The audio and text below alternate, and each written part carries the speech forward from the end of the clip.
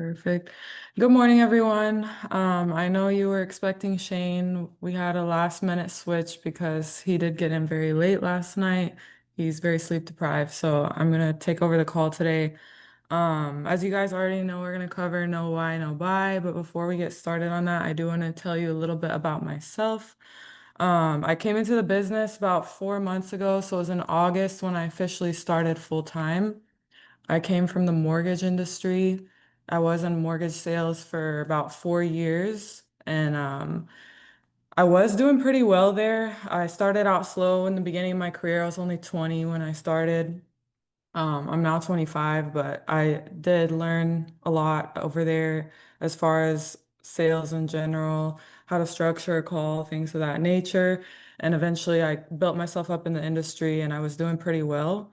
I did decide to switch over to insurance for a couple reasons. I actually made a reel on this. I'm sure some of you guys saw it, but life insurance is a scalable business, so I can build a team, which is something I've always wanted to do. I was not able to do that with mortgage because I was in a heavily saturated company where only a few people could be leaders as far as directors. And something I've always wanted to do is build my own team and help other people grow and change their lives. So that was a big thing for me. And then with insurance, you have the ability to make a lot more money than you do in really any type of sales, in my personal opinion. From what I've seen, I've met a lot of people over the years, tech sales, mortgage sales. There's, as far as like opportunity, it's limitless here with life insurance. So I did decide to make the switch, and Mahmoud actually is the person that brought me on. We met at UK like 7, 8 years ago, and he told me about the business back in 2022. I was very stubborn. I wanted to stay where I was at because I was comfortable. And that's a big thing that I had to get over, getting out of my comfort zone. Because while I was in the insurance, or I'm sorry, in the mortgage business, I was very comfortable. I was doing very well. I was making the six figures, but I always knew there was something more that I wanted. So eventually, finally, 2025, fast forward, I decided to just leave where I was at and go all in on this. Now, with that being said, I will say when I first started in August, I moved from Arizona to Kentucky because I wanted to be in the office and I felt like it would be easier for me to learn the business that way. I did like show up to the office, like I would show up at like 12, 1 p.m., not gonna lie. Like I was not like fully locked in. So I would say I had a slow start. And I really started seeing like a switch when I started showing up early. I would sit with Hussein almost every single day.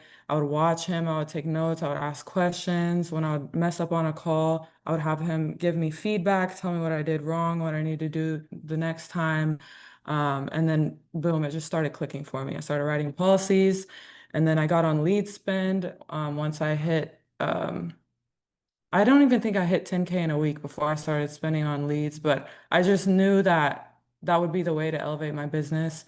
And I do recommend that to anybody who is like struggling with the decision of going on lead spend. If you have had a few deposits, it definitely changes your business. My first week on lead spend, I did 16K. So that's where I really saw like a huge shift. And yeah, I feel like I haven't had a week where I did under 10K since I started on leads. The weeks that I do put in like crazy amount of time, like the expected numbers, 10 to 12 hours a day is when I do the absolute best. So with that being said here, I do want to go ahead and get into the training as far as no why, no buy. Give me 1 second, I'm gonna share my screen if I can figure it out.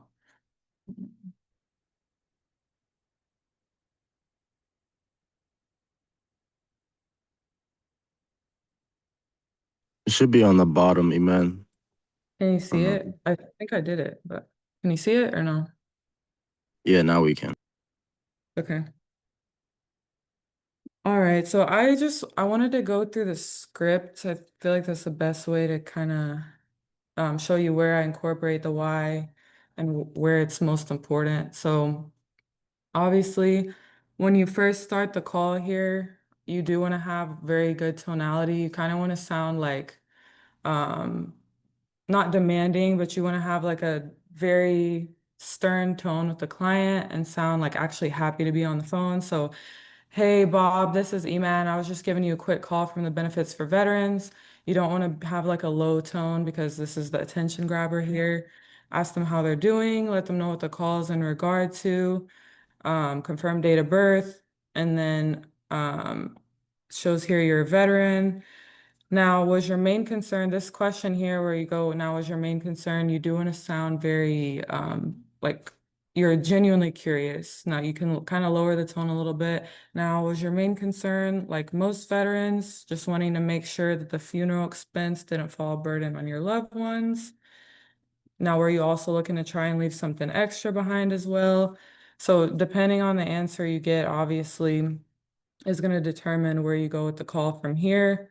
But to me, this is actually beginning the most important part of the call because this is where you start establishing the why. So if they tell you, I already have coverage in place, great, that makes my job a lot easier. When did you get that in place?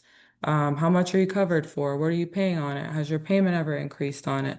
This is like the bread and butter where you need to ask the most questions so you can find a why. Um, and then once you do establish that why, this is the second part where the why is very important, where you establish the beneficiary. In sales, I've always been taught, like since the mortgage industry, that people buy with emotion and they justify with logic. So you have to find an emotional pain point for the client, which to me, where you're establishing beneficiary is where you do that, because this is where, this is the person in their life that they love that needs to be protected. So this is where you ask them essentially, who would these funds go to? God forbid something were to happen to you. And then I would definitely go into like this question here where it says, is your beneficiary in a financial position to cover a funeral expense? Because then you uncover the beneficiary situation as far as where they are financially. And I wouldn't just ask this question, I would dig deeper, ask them, what would life look like for so-and-so person? If God forbid something were to happen to you, would they have to start a GoFundMe? Do they have cash sitting aside? A lot of times I'll have people tell me, yes, they have cash sitting aside. You want to ask them at that point, are you comfortable with them having to dig into savings to pay for this expense on the hardest day of their life? So you really want to dig in, ask as many questions as possible so you can get an understanding for the situation that they're in. Um, Let's see. Then you go into, have you thought about whether you wanted to be buried or cremated? Do you know how much that costs nowadays? Cremation, 5 to 7 thousand, depending on the celebration. Burial, 15 to 20 thousand. And then you do want to ask this question as well to the client themselves. Keep in mind when you're asking these questions, you're creating ammunition to essentially later in the call when you try to close on the sale. This right here is the bread and butter where you want to build that ammunition that you can use against them when they start throwing objections at you. So the key here in this part of the call for me, this is where I ask all the questions in the world. What does your financial situation look like? What does your beneficiary's financial situation look like? Okay, you have cash, so what? It's gonna have to go through probate court. There'll be taxes taken out of it. It's not gonna be easy for your wife, your daughter, your son, your friend to access this money just due to the fact that it does have to go through that probate court period. On the hardest day of your life, are you comfortable with your family struggling to access funds in order to pay for your funeral? So you just want to keep asking as many questions as possible here. And then once you feel like you do have like a strong why with the client, you get down here. So since you don't have anything as of today to cover those final expenses, your goal is to put your family in a situation where you don't leave a financial burden behind when you do pass away, correct? And then this part here, if you don't mind me asking, what kind of coverage do you have in place already? Me personally, I try to get that out of the way in the beginning of the call because most of the time in the beginning, I mean, we all get it. Be like, I already have that covered. I already have coverage. So I usually have already taken care of this part at the very beginning. But I do like these questions here at the end. Did you have anyone pass away on you recently, or were you just thinking you didn't have enough coverage in place? I personally incorporate that later in the call and I'll get to that here. But like I said, this part up here, digging into the why, this is the most important part of the call. If you do not build a why here, you're shooting yourself in the foot. There's absolutely zero way you're going to face an objection when they say, I want to think about it. I want to talk to my wife. I don't know if I can afford it, because those are all smoke screens. There's nothing there that's valid. So if you build a strong why here, you have so much ammunition to use when you get down here and they're giving you objections. Um, that being said, you'll go into the client suitability sheet.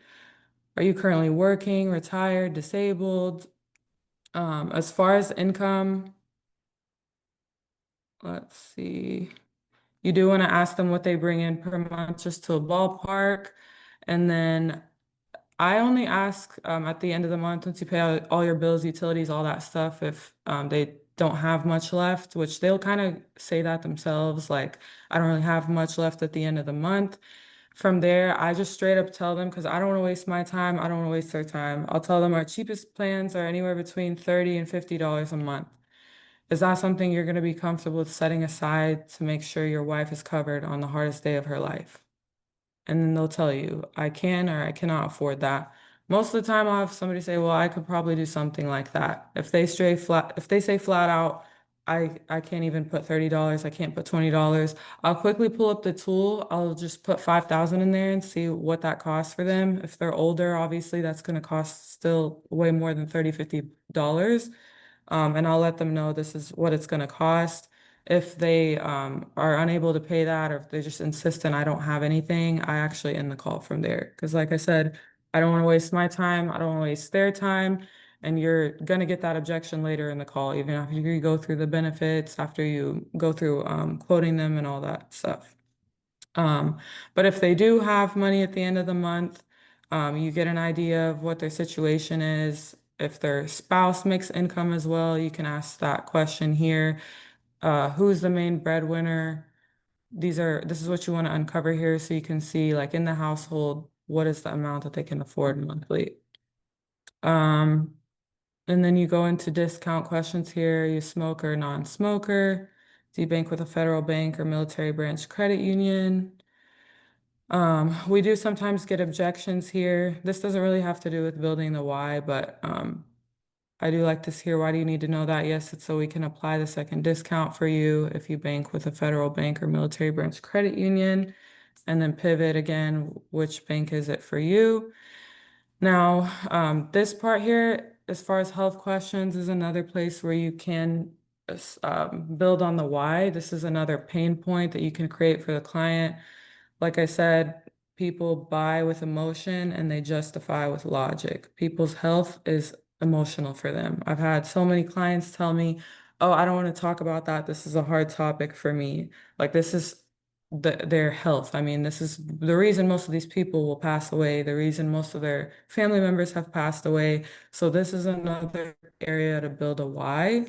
So as you're going through these questions, don't just be like, have you had any heart attacks? Yes. When was that? Okay.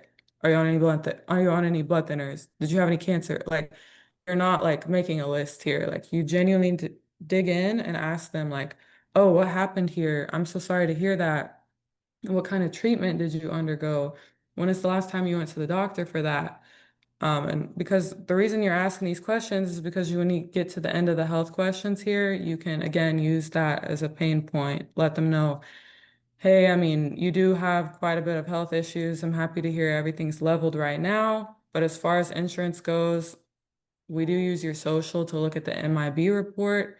So if you're going to a civilian doctor, these things could be held against you as far as approval, but I'm going to do my best to make sure that you get approved.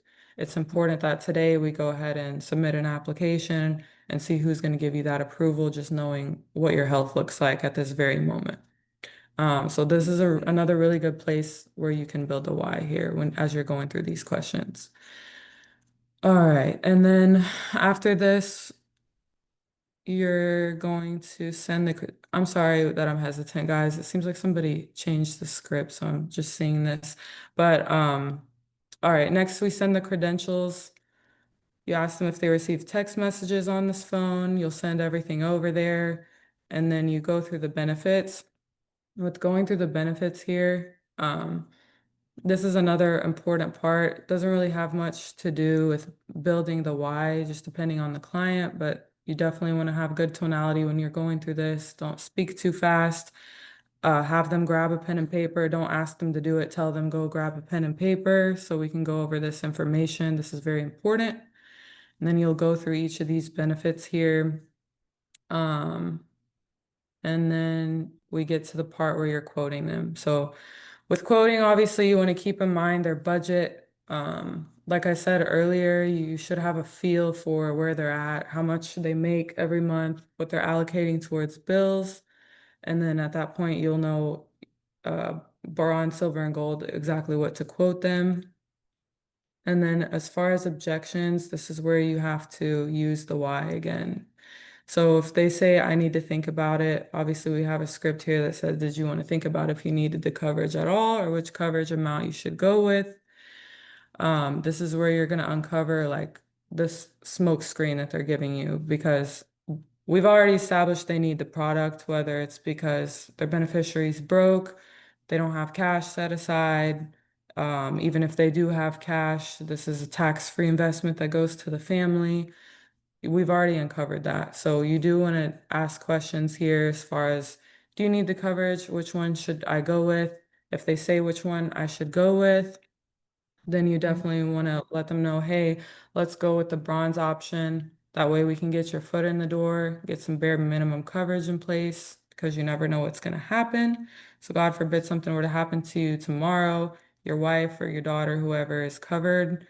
And then we also don't even know if you're approved for this yet. So let's go ahead and send in a request for minimal coverage. That way we can get this sent out to you, see which carrier is going to give you that approval. If they say, I need to think about if I need the coverage at all, this is where you hit them with their emotional pain point. Like, sir, respectfully, didn't you tell me that your wife is dead broke? She doesn't have any money? Yeah. Okay, so why are you saying you don't know now if you need the coverage at all? And then they'll probably open up a little bit. Oh, well, it's too expensive. Okay, that's completely fine. Let's go back to the tool quoter here and let's see what is going to be more affordable for you. Is there a certain monthly payment you have in mind? Is there a certain coverage amount you have in mind? So you just have to dig deep here and uncover the true objection because the I need to think about it is always a smoke screen. There's nothing to think about. We already established the why. I also have not sent anything out to you in the mail for you to look at. So what are you trying to think about? So that's essentially what you're going to cover here. And then you want to pivot into the application. You don't want to say like once you get them on the yes train, like where I was saying, where you ask them the questions, like didn't you say your wife is broke? Yes. Okay. So wouldn't you say that this is something that is needed for your family? This is not a want. Yes. Okay, so what we'll do if you feel hesitant at this time is we'll go with the bare minimum coverage just to get your foot in the door, see who's going to give you the approval. I'll have a policy packet sent out to you in the mail. And then from there, if you want to increase the coverage, you can always let me know and then pivot immediately to the application. Don't give them time to think. If they have an objection at that point, they'll speak up. If they don't sit there and just sit there in silence and wait for them to say something. Pivot into the application. All right, so what I'm gonna do is I'm gonna ask you a couple questions here for the application. Keep in, oh, I'm sorry, I'm gonna read this and hope to get the approval. Now, if they do decline, you will go to the next lowest option. Keep in mind, they do not approve everyone, but I will do my best to get you the coverage. So I'll be confirming some basic information, asking you some similar medical questions that I know the answer to already, but I am just required to ask you for the carrier record by law. And then we'll be confirming your beneficiary and choosing an effective date. Sorry, does that make sense? And then I do see here they put in a question now, is this something you've been thinking about for a while? Um, like to ask this actually further down after I gather this information, essentially. I think it's a good place to put it after you ask for the social, because oftentimes with the social, they get like a little riled up, like they're giving a random person their social security number. So I'll ask them at that point just to get their mind off the fact that they just gave me their social security number and now it's just something you've been thinking about for a while. That's where I would personally incorporate that question.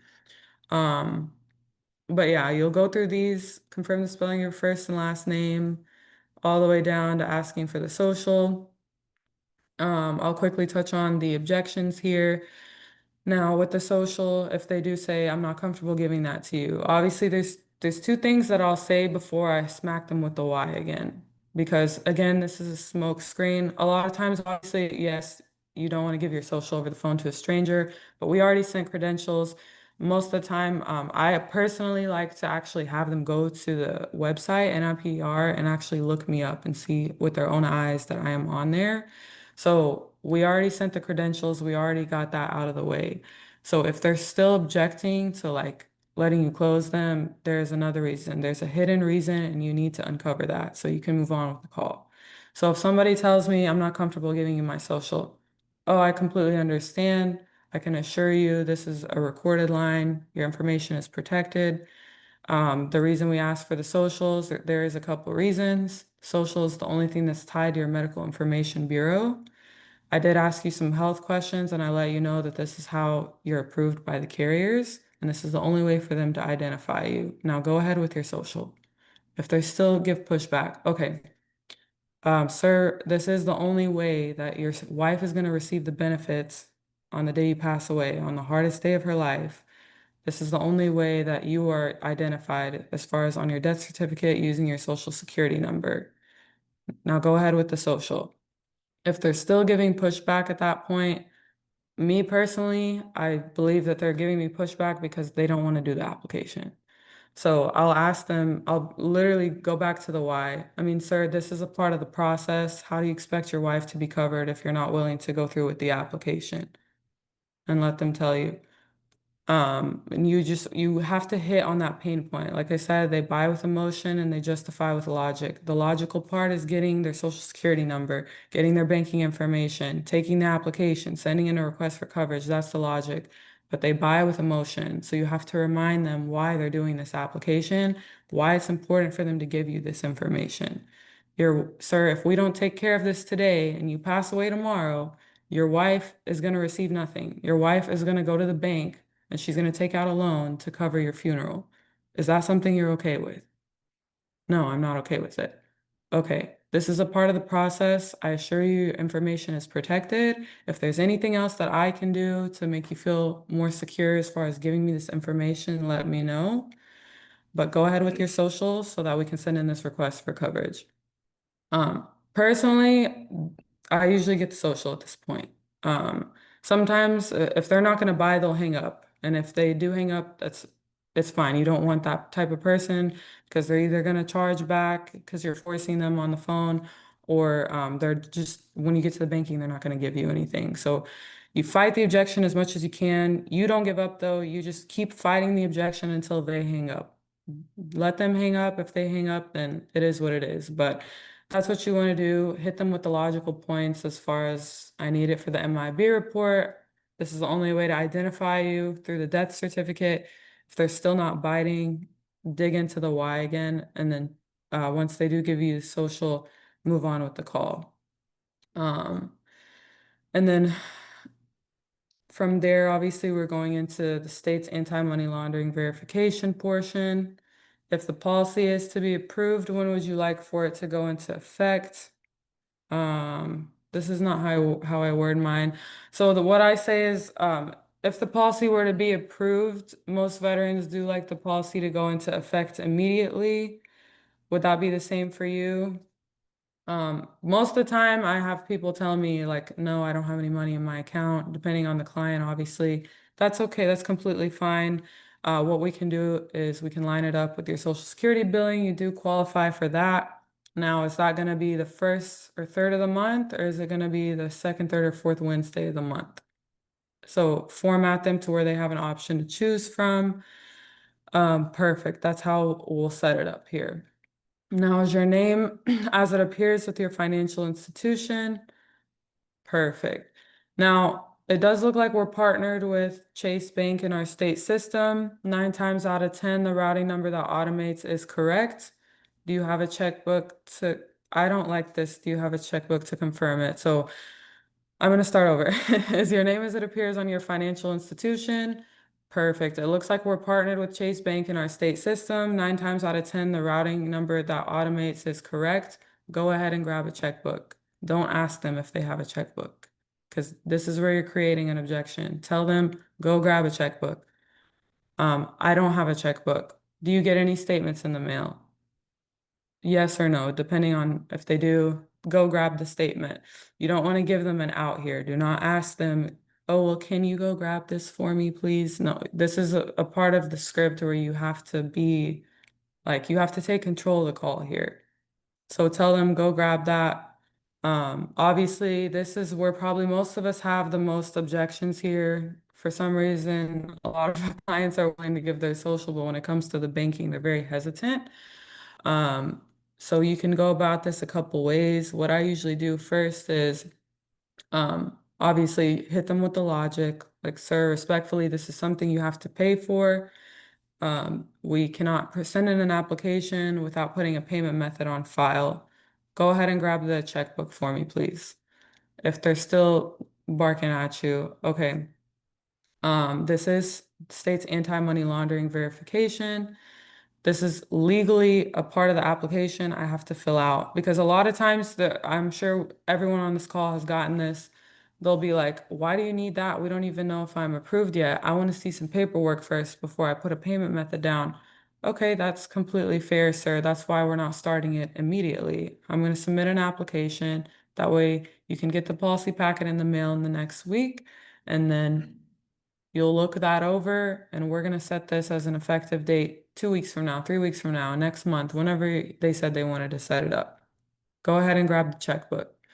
If they're still giving you pushback, sir, how did you expect to pay for this? And let them tell you. They'll probably say again, oh, well, I just want to see something in writing first. That's completely fine.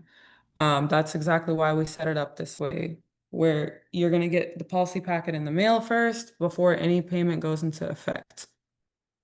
Um, some other things that you can cover here is obviously like first, it is a valid security concern. Nobody wants to give their banking over to the person, and you can tell them that. You can like be a human being, like let them know, like, hey, I completely understand if it's a security concern. And then you can ask them straight up, like, is it a trust issue? Do you not trust me? And they may tell you, yeah, I'm very like hesitant with giving you this information. And then you can remind them, I did send over my credentials. If you haven't at this point sent them to the website to look over the fact that you are licensed, see your license number, when you got licensed, all that stuff, I would do that at this point if you haven't done that. Whatever you need to do to essentially build that trust. If they're still giving you pushback after all the logic, like, hey, legally I have to send this in, we have to put a payment method on file. How did you expect to pay for this? You have to bring back in the emotion. Sir, if you hang up this phone call and we do not submit this application and something happens to you next week, or if their effective date is next month, if something happens to you between now and then, what is your wife going to do? Are you comfortable with the fact that you know that you had the opportunity to submit an application and you did not do it just because you didn't want to put a payment method on file? No, I mean, that would be really tough on her. Exactly. So go ahead and grab a checkbook. Let's put a payment method on file. I'm going to make sure you get the policy packet in the mail before anything goes into effect. And you call me directly if you have any concerns or you want to make any changes. Nothing is set in stone yet. So at that point, a lot of times they will go grab it. Something I've had recently, which my team has seen a lot of because I do get on Discord when I'm on a call. Um, I have a lot of people that genuinely are like, I've been scammed before. I can't give over my banking. Can I please see something in the mail that's legit before I give you this? Like these are people that like genuinely want the coverage. They're genuinely like have a security concern. At that point, I would let them know like, hey, you can go ahead and grab a card. Like if we have to resort to that, we have to resort to that. I had a guy last week, he literally was like, I'm gonna give you my credit card because I do see the value in this. I need this, but I'm just so scared. I literally was scammed a couple weeks ago using my bank account and I just can't take that risk again. So if you send me something in the mail with my credit card information on it, I'm more than happy to give you my banking after that. And that's completely fine. Whether he answers the phone when I call him next week or not, I'm submitting a Corebridge app. So you have their credit card, you need some sort of payment method on file. So that's what I would pivot to. Last resort, go ahead and grab a debit card. We'll start with a debit card. If they say, oh, well, that's tied to my bank account, I don't want to give you that. Okay, completely fine. Go ahead and grab the credit card. Something that's not tied to your bank account. With credit cards, you can report fraudulent activity or you can report a payment that was taken out without authorization. It's not tied to your actual cash that you have set aside. Go ahead and grab it. So that's what you want to do at that point. And then once you have that, obviously you've closed them, you have everything you need. So everything is fully submitted and approved at this point. A couple things to recap. The coverage we applied for was whatever. Also, this number we're talking on, this is my direct line. It's the same number my mom calls me on. Anything you ever need in regard to this coverage, I'm always the first person to reach out to, just a text or call away. And then from there, you're closing them. So that is how I build the why, like how I structure my call. I kind of just like drag it through the call. This is not something you talk about once and you leave it alone. You have to keep reminding them because once the call gets logical, once you're asking them the questions like, oh, your name, your number, your address, your beneficiary name, that's all logical stuff that you're collecting. You have to remember they buy with emotion. If they're not emotionally tied to what they're buying, they will not buy it. They have to have an emotional reason to buy the product. So you have to pinpoint that here at the beginning before you go through suitability. You have to make sure you have a solid understanding of their situation. That way, you have all the ammunition in the world once you get down here, whether that's going through actually getting them into the application, with social security number and banking, you wouldn't think that you need to put the Y in at that point, but trust me, most of the time when they're saying like, "Oh, I don't want to give you my social, I don't want to give you my banking," it's a smoke screen because they're hesitant to actually do the application. It's not always like, "Oh, I'm genuinely concerned security wise." With the banking, you uncover that when you offer them the ability to put a credit card on file. If they're not willing to put a credit card on file, they're funny money. They're not buying because credit card is not even linked to their bank account. Like we charge the credit card, their bank account is not affected. So if they're still giving you that smoke screen, I promise you it's because you haven't built a strong enough why. That's the only reason. Otherwise, they would be giving you that. So you have to hammer in the why. As far as building the why, again, you're gonna ask them like, who is the beneficiary? Make sure you understand the client's financial situation and the beneficiary's financial situation. If it's their wife, okay, is Melinda currently in a financial situation to cover a funeral expense? Does Melinda work? Does she have money set aside in a personal savings? No, I have money set aside in a personal savings. Okay, if her name is not on the bank account, there will be a heavy amount of taxes taken out of that money, and it will not go to her directly. It's going to have to go through probate court. Are you comfortable with your wife struggling with this part of the process on the hardest day of her life? Or would you rather have her receive a check immediately the day you die? So this is where you build the why here. I'm trying to think of like other scenarios that I've had aside from them being broke. Um, oh, You so said, I have, oh, go ahead. Somebody have a question? yeah, can you just repeat what you said again? Like what I just said? About it going through like corporate or whatever. Probate court. Oh, okay, yeah. So if a client is telling you I have cash set aside and that's what they're relying on. And I don't need an insurance policy because I have cash. There's a couple things I like to go into. The first thing, oh, that's great that you have cash set aside. Not a lot of veterans in your position do. So it sounds like you set yourself up and your family, which shows that you're a selfless person. I love that about you. Now, sir, respectfully, with that being said, are you aware that your cash is going to have to go through probate court? As far as probate court, I don't know if you're asking because you don't know what that means, but essentially, if someone has cash assets when they pass away, it has to go through the court system and a judge will allocate where this money goes. They don't have a living will in place. And also taxes are taken out. The government will take their cut before it goes to the family. So I tell them this, and this is a process. This is not if you're relying on cash and you pass away, your family is not receiving the money that day or the next day or the day after that. It's a process before they even receive the funds. So, sir, are you comfortable with your wife having to take out a loan or go through this trouble or call up Uncle Sam or whoever to access this money when she should just be focusing on grieving on the hardest day of her life? So that's what you want to ask there. And something I want to touch on, which you just reminded me, I do have clients like, let's be realistic. If somebody has like, if you're talking to a wealthier client, which I love talking to wealthy clients, and the reasons from the mortgage industry, I worked with a lot of people that actually have money, so I kind of know how to deal with these kind of people.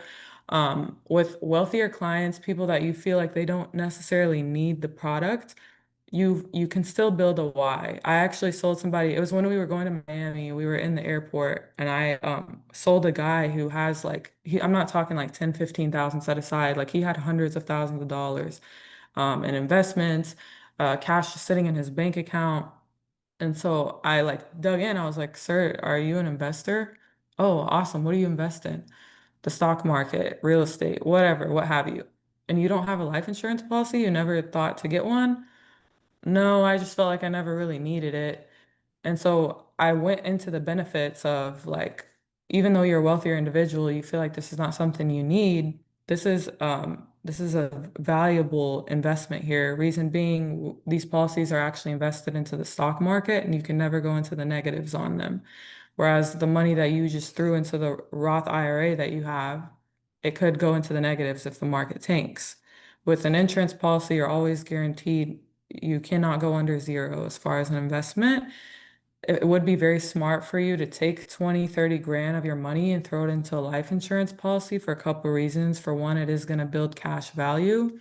This guy in particular, he had CDs. If you don't know what a CD is, it's a very safe investment. It's a essentially like an account that you can set up with your bank or credit union. You can throw money in there and it builds, it's a tiny bit of money. At this time, like right now, they're at 4%. They build about 4%. And this guy, I wanted to get him an IUL. IULs do build more than 4% every year. I always tell him you'll get a 6 to 8% return on it. Isn't that better than all the money you have tied up in a CD that's building 4%? Oh, yeah, that's actually really good. I didn't know insurance policies do that. And so I literally closed somebody who did not need the product, like as far as because he's struggling financially or his beneficiary struggling financially. But I found a why by digging into his situation. Once I realized this is someone that likes to invest, he's curious, he wants to know what's out there. I like let him know, like, hey, this is the best place to put your money. And then also the cherry on top is the fact that this money is not going to go through probate court. Like your wife, the day you pass away, she gets this money that was invested into the market immediately tax free. There's nothing taken out of it. So, regardless of the client situation, don't be scared if they're like, oh, I have a lot of money. Great. That's awesome. You set your family up very well. Just let them know that this is an option. If they still don't want it, then it is what it is. But make sure you're always looking for a particular why at the beginning of the call. That way, you're uncovering a reason for them to actually proceed with this and do an application. All right, but I feel like I've talked a lot. I was kind of all over the place. I wasn't like really prepared for this, but I hope I covered a good amount as far as covering the why. Does anybody have any questions?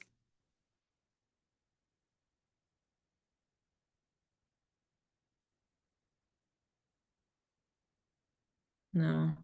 And man, that was fire. Thank you. Thank you. All right. If there's no questions, I'll go ahead and end it here. Hold on. Thank you, man. Thank you. Of course. Let's Yo, go, she came E-Man. she Let's came go. unprepared and killed it. Like, what the yo, get shit in, man, for real. Thank you guys. How do I stop the, do I have to stop screen sharing before I stop the recording? Just end the meeting. No, I have to stop the recording first. Hold on. Oh, there it goes.